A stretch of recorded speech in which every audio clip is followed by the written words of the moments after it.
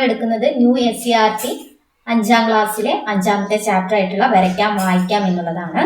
Okay, ഈ ചാപ്റ്ററോട് കൂടി 5ാം ക്ലാസ്സിലെ പാർട്ട് 1 സോഷ്യൽ സയൻസ് എല്ലാ പാഠങ്ങളും കഴിയുന്നതാണ്.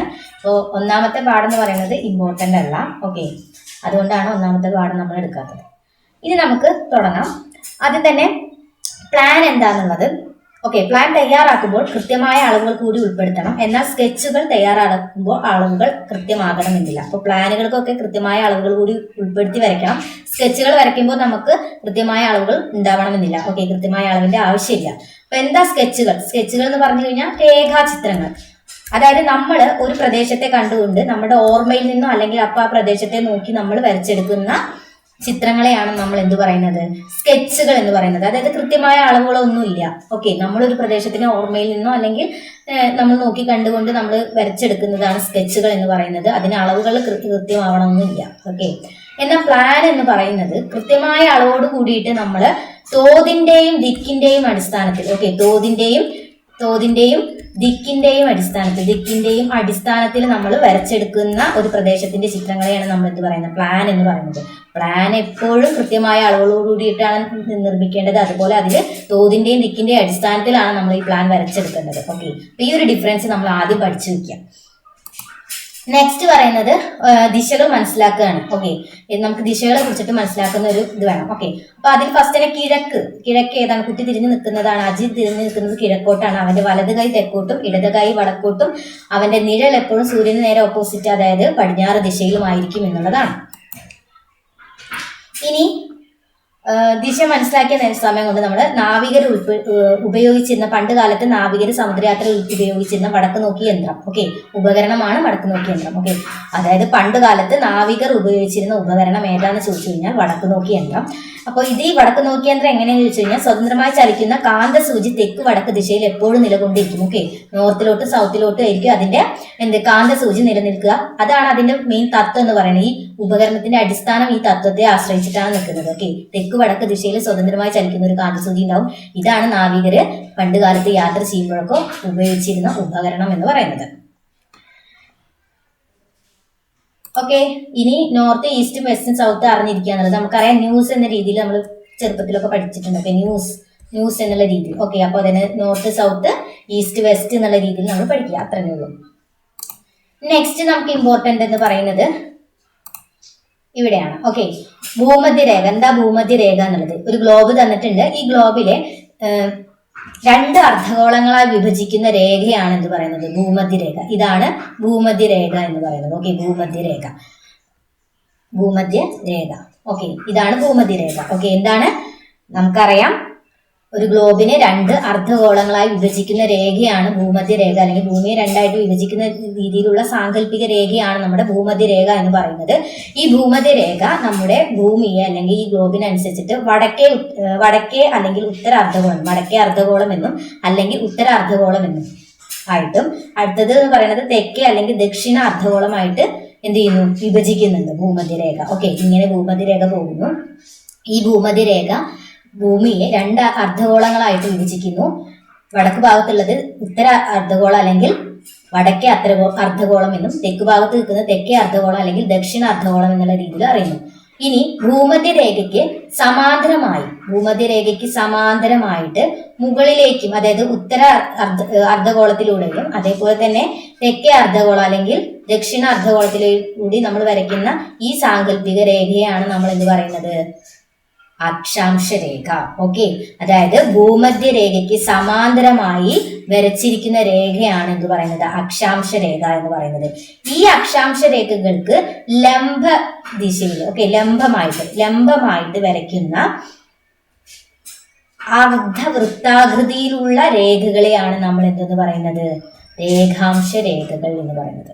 അപ്പൊ എന്താണ് അക്ഷാംശ രേഖ? ഭൂമധ്യരേഖയ്ക്ക് സമാന്തരമായിട്ട് വരയ്ക്കുന്ന വൃത്താകൃതിയിലുള്ള രേഖയാണ് എന്ന് പറയുന്നത് അക്ഷാംശ രേഖ എന്ന് പറയുന്നത്. അതേസമയം അക്ഷാംശ രേഖയ്ക്ക് ലംബ ദിശയിൽ വരയ്ക്കുന്ന അർദ്ധവൃത്താകൃതിയിലുള്ള രേഖകളാണ് എന്ന് പറയുന്നത് രേഖാംശ രേഖകൾ എന്ന് പറയുന്നത്.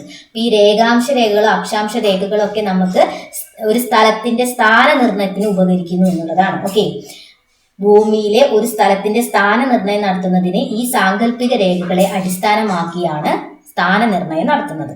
ഇനി അടുത്തത് ഗോളാകൃതിയിലുള്ള ഭൂമിയുടെ മാതൃകയാണ് എന്തെന്ന് പറയുന്നത്, ഗ്ലോബ് എന്ന് പറയുന്നത്. ഗോളാകൃതിയിലുള്ള ഭൂമിയുടെ മാതൃകയാണ് ഗ്ലോബ്. ഗോളാകൃതിയിലുള്ള ഭൂമിയുടെ ഉപരിതല സവിശേഷതകൾ ഒരു പരന്ന പ്രതലത്തിൽ വരച്ചു ചേർത്താൽ അതെന്തായി മാറും, ഭൂപടമായി മാറും. ഗോളാകൃതിയിലുള്ള ഭൂമിയുടെ ഉപരിതല സവിശേഷതകൾ ഒരു പരന്ന പ്രതലത്തിൽ വരച്ചു ചേർത്താൽ അത് ഭൂപടമായി മാറും. നെക്സ്റ്റ് നമ്മുടെ കേരളത്തിന്റെ ഭൂപടം തന്നിരിക്കുകയാണ്, അത് നിരീക്ഷിക്കാൻ പറഞ്ഞിരിക്കുന്നു. ഓക്കെ, അതിൽ ഫസ്റ്റ് തന്നെ ഒരു ഭൂപടത്തിൽ നമ്മൾ ആദ്യം കാണുക തലക്കെട്ടാണ്. ഓക്കെ, ഈ തലക്കെട്ട് എന്തിനു വേണ്ടി, ഇപ്പൊ ഇതിൽ കേരള രാഷ്ട്രീയം എന്ന് പറഞ്ഞ തലക്കെട്ടാണ് നൽകുന്നത്. ആ തലക്കെട്ട് എന്തിനാണ്, ഭൂപടത്തിന്റെ ഉള്ളടക്കത്തെ സൂചിപ്പിക്കുന്നതിനാണ് തലക്കെട്ട്, അല്ലെങ്കിൽ ഈ ഭൂപടം കൊണ്ട് എന്താ ഉദ്ദേശിക്കുന്നത്. അപ്പൊ കേരള രാഷ്ട്രീയം ഭൂപടം എന്ന് പറയുമ്പോൾ നമുക്കറിയാം കേരള രാഷ്ട്രീയ ഭൂപടത്തെ കുറിച്ചിട്ട്. ഓക്കെ, ആ തലക്കെട്ട് എന്ന് പറയുന്നത് ഒരു ഭൂപടത്തിന്റെ ഉള്ളടക്കത്തെ സൂചിപ്പിക്കുന്നതാണ് തലക്കെട്ട്. ഭൂപടത്തിന്റെ ഉള്ളടക്കത്തെ സൂചിപ്പിക്കുന്നത് ഡാഷ് ആകുന്ന ഏതാണ്, തലക്കെട്ട്. ഇനി ദിശയുണ്ട്. എന്താണ് ദിശ, ഭൂപടത്തിലെ ദിശ സൂചിപ്പിക്കാനായിട്ട്. ഓക്കെ, ദിശ തിരിച്ചറിയാനായിട്ടാണ് നമ്മൾക്ക് ദിശ തരുന്നത്. ഓക്കെ, ദിശ നൽകുന്നത്. അടുത്തത് ഭൂതല സവിശേഷതകൾ തിരിച്ചറിയുന്നതിന് വേണ്ടിയിട്ട് ഭൂപടത്തിൽ നമ്മളെ സഹായിക്കുക ആരാണ്, സൂചികയാണ്. ഭൂതല സവിശേഷതകൾ തിരിച്ചറിയാൻ സഹായിക്കുക ഭൂപടത്തിൽ എന്താണ്, സൂചികയാണ്. അപ്പോൾ ഉള്ളടക്കത്തെ കുറിച്ചിട്ടാണെങ്കിൽ തലക്കെട്ടും, ദിശകളെ കുറിച്ച് മനസ്സിലാക്കാൻ ദിശയും, അതേസമയം ഭൂതല സവിശേഷതകളെ കുറിച്ച് മനസ്സിലാക്കാൻ ഭൂപടത്തിൽ നമുക്ക് സൂചികയും സഹായിക്കും എന്നുള്ളതാണ്. ഇനി ഗ്ലോബിലും ഭൂപടത്തിലും ജലാശയങ്ങൾ സൂചിപ്പിക്കാൻ ഉപയോഗിക്കുന്ന നിറം ഏതാണ്, നീലയാണ്. ഇമ്പോർട്ടന്റ് ആണ്. ഗ്ലോബിലും ഭൂപടങ്ങളിലും ജലാശയങ്ങളെ സൂചിപ്പിക്കുന്ന നിറം ഏതാണ്, ഉപയോഗിക്കുന്ന നിറം നീല. ഇനി അടുത്തത് കാർട്ടോഗ്രാഫി. ഭൂപടങ്ങൾ തയ്യാറാക്കുന്ന ശാസ്ത്ര ശാഖയാണ് ഭൂപടശാസ്ത്രം അഥവാ കാർട്ടോഗ്രാഫി. അങ്ങനെ ഭൂപടങ്ങൾ തയ്യാറാക്കുന്ന ആളെ നമ്മൾ കാർട്ടോഗ്രാഫർ എന്നുമാണ് വിളിക്കുന്നത്. ഓക്കെ, അപ്പൊ ഭൂപടങ്ങൾ തയ്യാറാക്കുന്ന ശാസ്ത്രശാഖ ഭൂപടശാസ്ത്രം അഥവാ കാർട്ടോഗ്രാഫി. ഈ കാർട്ടോഗ്രാഫി അല്ലെങ്കിൽ ഭൂപടശാസ്ത്രം തയ്യാറാക്കുന്ന ആളെ നമ്മൾ എന്ത് പറയുന്നു, കാർട്ടോഗ്രാഫർ എന്ന് പറയുന്നു. ഇനി ഭൂപടങ്ങൾ നിർമ്മിക്കുന്നതിനും പരിശോധിക്കുന്നതിനും പ്രസിദ്ധീകരിക്കുന്നതിനും ചുമതലപ്പെട്ട കേന്ദ്ര സർക്കാർ ഏജൻസിയാണ് സർവേ ഓഫ് ഇന്ത്യ എന്ന് പറയുന്നത്. ഇമ്പോർട്ടന്റ് ആണ്, പ്രീവിയസ് ചോദിച്ചിട്ടുള്ളതാണ്. ഓക്കെ, ഭൂപടങ്ങൾ നിർമ്മിക്കുന്നതിനും പരിശോധിക്കുന്നതിനും പ്രസിദ്ധീകരിക്കുന്നതിനും ചുമതലപ്പെടുത്തിയ കേന്ദ്ര സർക്കാർ, ഇന്ത്യയുടെ കേന്ദ്ര സർക്കാർ ഏജൻസി ഏതാണെന്ന് ചോദിച്ചു കഴിഞ്ഞാൽ സർവേ ഓഫ് ഇന്ത്യ ആണ്. സർവേ ഓഫ് ഇന്ത്യയുടെ ആസ്ഥാനം പ്രീവിയസ് ചോദിച്ചിട്ടുള്ളതാണ്. സർവേ ഓഫ് ഇന്ത്യയുടെ ആസ്ഥാനം ഉത്തരാഖണ്ഡിലെ ഡെറാഡൂൺ ആണ്. ഓക്കെ, ഉത്തരാഖണ്ഡിലെ ഡെറാഡൂൺ, അതായത് ഉത്തരാഖണ്ഡിന്റെ തലസ്ഥാനമാണ് ഡെറാഡൂൺ. ആ തലസ്ഥാനത്ത് തന്നെയാണ് സർവേ ഓഫ് ഇന്ത്യയുടെ ആസ്ഥാനം എന്ന് പറയുന്നത്. ഇനി കേരളത്തിന്റെ തെക്കേ അറ്റത്തുള്ള ജില്ല ഏതാണ്, തിരുവനന്തപുരമാണ്. കേരളത്തിന്റെ വടക്കേ അറ്റത്ത് കാസർഗോഡാണ്. 2 സംസ്ഥാനങ്ങളും അതിർത്തി പങ്കിടുന്ന ജില്ല വയനാടാണ്. ഭാരതപ്പുഴ ഒഴുകുന്ന ദിശ കിഴക്ക് നിന്ന് പടിഞ്ഞാട്ടാണ്. കാസർഗോഡ് നിന്ന് തിരുവനന്തപുരം വരെയുള്ള റെയിൽവേ പാതയുടെ ദിശ പറയുന്നത്, കാസർഗോഡ് പറയുന്നത് വടക്കാണ്, വടക്കുന്ന് തെക്കോട്ടാണ് തിരുവനന്തപുരം വരെ. കേരളത്തിന്റെ അയൽ സംസ്ഥാനങ്ങളാണ് കർണാടകവും തമിഴ്നാടും.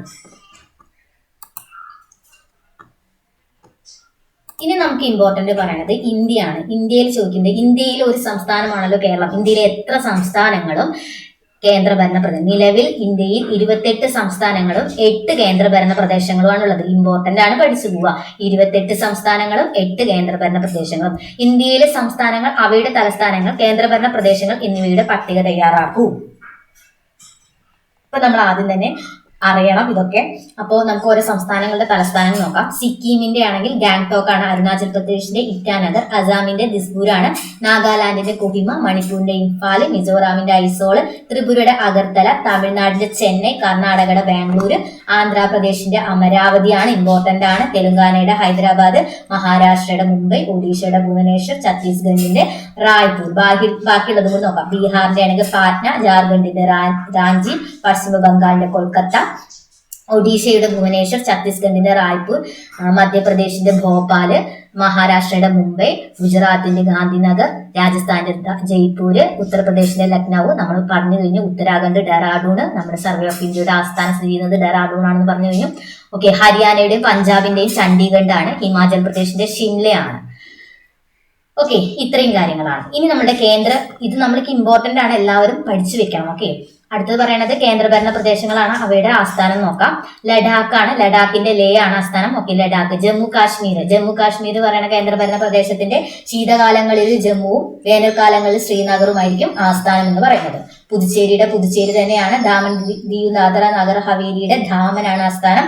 ആൻഡമാൻ നിക്കോബാർ ദ്വീപിന്റെ ആസ്ഥാനം പോർട്ട് ബ്ലെയർ ആണ്. കേന്ദ്രഭരണ പ്രദേശമായ ആൻഡമാൻ നിക്കോബാറിന്റെ പോർട്ട് ബ്ലെയർ ആണ്. ഇമ്പോർട്ടന്റ് ആണ്. ചണ്ഡീഗഡ് തന്നെ.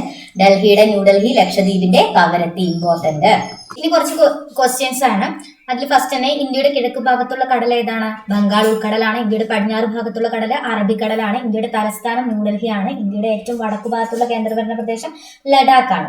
അരുണാചൽ പ്രദേശ് ഇന്ത്യയുടെ ഏത് ഭാഗത്ത് സ്ഥിതി ചെയ്യുന്നു? കിഴക്ക് ഭാഗത്ത്. ഇന്ത്യയുടെ തെക്ക് ഭാഗത്തുള്ള ഒരു അയൽരാജ്യമാണ് ശ്രീലങ്ക. ഇന്ത്യയുടെ തെക്കേ അറ്റത്തുള്ള കേന്ദ്രഭരണ പ്രദേശം ആൻഡമാൻ നിക്കോബാർ ദ്വീപുകളാണ്. ഇന്ത്യയുടെ അയൽ രാജ്യങ്ങളാണ് പാകിസ്ഥാൻ, അഫ്ഗാനിസ്ഥാൻ, ചൈന, നേപ്പാൾ, ഭൂട്ടാൻ, മ്യാൻമാർ, ബംഗ്ലാദേശ്, മാലിദ്വീപ്, ശ്രീലങ്ക എന്ന് പറയുന്നത്. നമുക്ക് ടോട്ടൽ 9 അയൽ രാജ്യങ്ങളുണ്ട്. ഇമ്പോർട്ടന്റ്. ഇന്ത്യയുടെ അയൽ രാജ്യങ്ങളുടെ എണ്ണം 9 ആണ്. അതൊക്കെയാണ് പാകിസ്ഥാൻ, അഫ്ഗാനിസ്ഥാൻ, ചൈന, നേപ്പാൾ, ഭൂട്ടാൻ, ബംഗ്ലാദേശ്, മ്യാൻമാർ, മാലിദ്വീപ് ആൻഡ് ശ്രീലങ്ക. ഇനി നമുക്കുള്ളത് വാസ്കോഡ ഗാമയാണ്. ഓക്കെ, വാസ്കോഡ ഗാമയുടെ ആദ്യം തന്നെ പറയാം. 1498 മെയ് 20-നാണ്. ഓക്കെ, 1498 മെയ് 20-നാണ് വാസ്കോഡ ഗാമ കോഴിക്കോടിനടുത്തുള്ള കാപ്പാട് തീരത്ത് വന്നിറങ്ങി. ഇമ്പോർട്ടന്റ് ആണ്. 1498 എന്നാണ് മെയ് 20 ഇമ്പോർട്ടന്റ്. ഇനി നോക്കാം. പോർച്ചുഗലിലെ ലിസ്ബൺ തുറമുഖത്ത് നിന്നാണ് അദ്ദേഹം 4 പായ്ക്കപ്പലിലായി 170 പേരടങ്ങുന്ന നാവിക സംഘമായിട്ട് ഇന്ത്യയെ തേടി യാത്ര തിരിച്ചത്. ആദ്യം എത്തിയത് ആഫ്രിക്കയുടെ തെക്കേ അറ്റത്താണ്.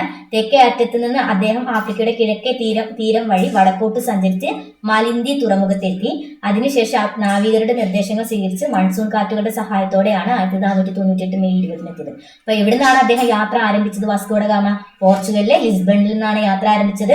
എത്ര പായ്ക്കപ്പലുകളിലാണ്? 4 പായ്ക്കപ്പലിലായിട്ട് 170 പേരടങ്ങുന്നതായിരുന്നു സംഘം. ദെൻ ആഫ്രിക്കയുടെ തെക്കേ അറ്റത്തെത്തി. അതിന് ശേഷമാണ് ആഫ്രിക്കയുടെ കിഴക്കേ തീരം വഴി വടക്കോട്ട് സഞ്ചരിച്ചിട്ട് ഒരു മലിന്തി തുറമുഖത്തെത്തി. മലിന്തി തുറമുഖത്തിൽ നിന്ന് മൺസൂൺ കാറ്റുകളുടെ സഹായത്തോട് കൂടിയിട്ടാണ് നമ്മുടെ ഇന്ത്യയിലോട്ട് എത്തുന്നത്. ഇനി ചോദ്യം ഇതാണ്. വാസ്കോഡ ഗാമ യൂറോപ്പിൽ നിന്ന് ഏതൊക്കെ സമുദ്രങ്ങളിലൂടെ സഞ്ചരിച്ചാണ് ഇന്ത്യയിൽ എത്തിയത്? ഏതൊക്കെ സമുദ്രങ്ങളിലൂടെ സഞ്ചരിച്ചിട്ടാണ് വാസ്കോഡ ഗാമ എത്തിയത്? അറ്റ്ലാന്റിക് ആൻഡ് ഇന്ത്യൻ മഹാസമുദ്രം വഴിയാണ് ഇന്ത്യയിലേക്ക് എത്തിയത്. ഏതൊക്കെയാണ്? അറ്റ്ലാന്റിക് ആൻഡ് ഇന്ത്യൻ മഹാസമുദ്രം. മറ്റ് സമുദ്രങ്ങൾ ഏതൊക്കെയാണ്? Antarctica, Pacific, Arctic. അപ്പൊ ടോട്ടൽ നമുക്ക് 5 മഹാസമുദ്രങ്ങളുണ്ട്. ഓക്കെ, അറ്റ്ലാന്റിക്, ഇന്ത്യൻ മഹാസമുദ്രം, അന്റാർട്ടിക്ക, പസഫിക്, ആർട്ടിക്. ഇനി നമുക്കറിയാം ഈ സമുദ്രങ്ങൾ പരസ്പരം ചേർന്നാണോ കിടക്കുന്നത്? ആണല്ലോ, സമുദ്രങ്ങളൊക്കെ ചേർന്നിട്ട് തന്നെ കിടക്കുന്നത്. ഗ്ലോബ് നിരീക്ഷിച്ച ഏറ്റവും വലിയ സമുദ്രം കണ്ടെത്തുക. ഏതാണ് ലോകത്തിലെ ഏറ്റവും വലിയ സമുദ്രം? പസഫിക് ആണ് ലോകത്തിലെ ഏറ്റവും വലിയ സമുദ്രം. അതിവിശാലമായ കരഭാഗങ്ങളെ നമ്മൾ എന്ത് പറയുന്നു? വൻകരകൾ. ഇമ്പോർട്ടന്റ്. ഓക്കെ, അതിവിശാലമായ വൻകരകളാണ് എന്ത് പറയുന്നത്? അതിവിശാലമായിട്ടുള്ള കരഭാഗങ്ങളാണ് വൻകരകൾ അഥവാ ഭൂഖണ്ഡങ്ങൾ എന്ന് പറയുന്നത്. ഇനി ഭൂപടം ഗ്ലോബ് നിരീക്ഷിച്ചിട്ട് ഭൂഖണ്ഡങ്ങൾ ഏതെല്ലാം? ഏഷ്യ, ആഫ്രിക്ക, വടക്കേ അമേരിക്ക, തെക്കേ അമേരിക്ക, അന്റാർട്ടിക്ക, യൂറോപ്പ്, ഓസ്ട്രേലിയ. നമ്മൾ പഠിച്ചിട്ടുണ്ട് പ്രീവിയസിൽ 7 വൻകരകളാണ് ഉള്ളത് അല്ലെ. 5ാം ക്ലാസ്സിൽ നമ്മൾ കഴിഞ്ഞ ചാപ്റ്ററിൽ കണ്ടു 7 വൻകരകളാണ് ടോട്ടൽ ഉള്ളത്. ഏഷ്യ, ആഫ്രിക്ക, വടക്കേ അമേരിക്ക, തെക്കേ America, Antarctica, Europe and Australia. നമ്മുടെ രാജ്യമായ ഇന്ത്യ ഏത് ഭൂഖണ്ഡത്തിൽ ഉൾപ്പെടുന്നു? ഏഷ്യ. ഏതാണ്? ഏഷ്യ ഭൂഖണ്ഡത്തിലാണ് നമ്മളൊക്കെ. അപ്പൊ ഭൂരിഭാഗം ഭൂഖണ്ഡങ്ങൾ സമുദ്രത്താൽ ചുറ്റപ്പെട്ടിരിക്കുന്നു. സമുദ്രത്താൽ ചുറ്റപ്പെട്ട ഭൂഖണ്ഡം. ഓക്കെ, ഭൂരിഭാഗം ഭൂഖണ്ഡങ്ങൾ സമുദ്രത്താൽ ചുറ്റപ്പെട്ടിട്ടുണ്ട്. അത് നമുക്ക് ഏറ്റവും ഇമ്പോർട്ടന്റ് അന്റാർട്ടിക്ക, ഓസ്ട്രേലിയ ആണ്. കാരണം ഇവ രണ്ടുമാണ് പൂർണ്ണമായിട്ടും എന്തിൽ സമുദ്രത്താൽ ചുറ്റപ്പെട്ടിട്ടുണ്ട്. അപ്പൊ പൂർണ്ണമായും സമുദ്രത്താൽ ചുറ്റപ്പെട്ട ഭൂഖണ്ഡങ്ങളാണ് അന്റാർട്ടിക്ക ആൻഡ് ഓസ്ട്രേലിയ എന്ന് പറയുന്നത്. നെക്സ്റ്റ് നോക്കാം. അറ്റ്ലാന്റിക് സമുദ്രത്തിന് പടിഞ്ഞാറ് ഭാഗത്ത് കാണപ്പെടുന്ന ഭൂഖണ്ഡങ്ങളാണ് വടക്കേ അമേരിക്കയും തെക്കേ അമേരിക്കയും. ഇമ്പോർട്ടന്റ്. അറ്റ്ലാന്റിക് സമുദ്രത്തിന് പടിഞ്ഞാറ് ഭാഗത്തായി കാണപ്പെടുന്ന ഭൂഖണ്ഡങ്ങൾ ഏതാണ്? വടക്കേ അമേരിക്ക ആൻഡ് തെക്കേ അമേരിക്ക. ഇന്ത്യൻ സമുദ്രത്തിന് കിഴക്ക് ഭാഗത്ത് കാണുന്ന ഭൂഖണ്ഡം. ഇമ്പോർട്ടന്റ്. ഇന്ത്യൻ സമുദ്രത്തിന് കിഴക്ക് ഭാഗത്ത് കാണപ്പെടുന്ന ഭൂഖണ്ഡമാണ് ഓസ്ട്രേലിയ. ഓസ്ട്രേലിയ ഇന്ത്യൻ സമുദ്രത്തിന്റെ ഏത് ഭാഗത്താണ് കാണപ്പെടുന്നത്? കിഴക്ക് ഭാഗത്ത്. ഏറ്റവും വിസ്തൃതി കൂടിയ ഭൂഖണ്ഡം അല്ലെങ്കിൽ ഭൂഖണ്ഡങ്ങളിൽ ഏറ്റവും വലുതാരാണ്? ഏഷ്യ ഭൂഖണ്ഡമാണ്. അറ്റ്ലാന്റിക് സമുദ്രത്തിനും ഇന്ത്യൻ സമുദ്രത്തിനും ഇടയിൽ കാണുന്ന ഭൂഖണ്ഡം ആരുടെയൊക്കെ ഇടയിലാണ്? അറ്റ്ലാന്റിക് സമുദ്രത്തിനും ഇന്ത്യൻ മഹാസമുദ്രത്തിനും ഇടയിൽ കാണുന്ന ഭൂഖണ്ഡമാണ് ആഫ്രിക്ക. ഇമ്പോർട്ടന്റ്. അറ്റ്ലാന്റിക് സമുദ്രത്തിനും ഇന്ത്യൻ സമുദ്രത്തിനും ഇടയിൽ കാണപ്പെടുന്നത് ആഫ്രിക്ക. ഇനി നെക്സ്റ്റ് പറയുന്നത് ഭൂമിശാസ്ത്ര പഠനം, പ്രതിരോധം, വിനോദസഞ്ചാരം, ഭരണനിർവഹണം, ഗതാഗതം തുടങ്ങിയ മേഖലകളിൽ വ്യത്യസ്ത തരം ഭൂപടങ്ങൾ ഉപയോഗിക്കുന്നുണ്ട്. പ്രളയം, ഉരുൾപൊട്ടൽ തുടങ്ങിയ പ്രകൃതി ദുരന്തങ്ങളും മറ്റു അപകടങ്ങളും ഉണ്ടാകുമ്പോൾ ദുരന്തമുഖത്ത് വേഗം എത്തിച്ചേരാൻ വേണ്ടിയിട്ട് ദുരിതാശ്വാസ പ്രവർത്തനത്തിൽ ഏർപ്പെടാനും വേണ്ടി നമ്മുടെ ഭൂപടങ്ങളും റൂട്ട് മാപ്പുകളൊക്കെ ഉപയോഗിക്കുന്നുണ്ട്. അപ്പൊ ഇത്രയാണ് ഭൂപടങ്ങൾ എന്നുള്ളൊരു കാര്യമാണ് നമുക്ക് ഏറ്റവും ഇമ്പോർട്ടന്റ് ആയിട്ട് ഇവിടെ പഠിച്ചെടുത്തിട്ടുള്ളത്. അപ്പൊ എല്ലാവരും നന്നായിട്ട് പഠിക്കാം.